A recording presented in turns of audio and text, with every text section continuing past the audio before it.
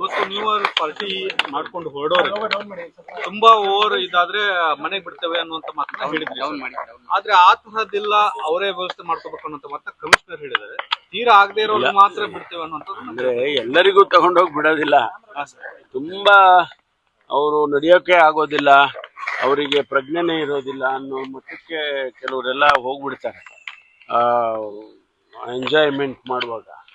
So ಅಂಥವರಿಗೆ ನಾವಲ್ಲಿ ಒಂದು ಏನೋ ರೆಸ್ಟಿಂಗ್ ಪ್ಲೇಸ್ ಅಂತ ಮಾಡಿರ್ತಾರೆ, ಒಂದು 15 ಕಡೆ ಮಾಡಿದ್ದಾರೆ.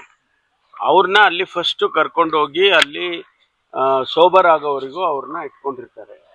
ಆಮೇಲೆ ಅವ್ರ ಅಡ್ರೆಸ್ ತೊಗೊಂಡು ಆಮೇಲೆ ಅವ್ರನ್ನ ಮನೆಗೆ ಕಳಿಸ್ಕೊಡೋ ವ್ಯವಸ್ಥೆ ಮಾಡ್ತೀವಿ. ಯಾಕೆಂದರೆ ನಾಳೆ ಏನಾಗುತ್ತೆ, ವಿಶೇಷವಾಗಿ ಹೆಣ್ಮಕ್ಳು ಅವರಿಗೆ ಆ ಸಂದರ್ಭದಲ್ಲಿ ಅವರು ಯಾವ್ಯಾವ ಪರಿಸ್ಥಿತಿಯಲ್ಲಿ ಇರ್ತಾರೆ ಹೇಳಕ್ಕೆ ಬರೋದಿಲ್ಲ, ಕಾನ್ಷಿಯಸ್ ಇರೋದಿಲ್ಲ. ಅವ್ರಿಗೆ ಯಾರು ಏನು ಬೇಕಾದರೂ ಮಾಡ್ಬೋದಲ್ಲ.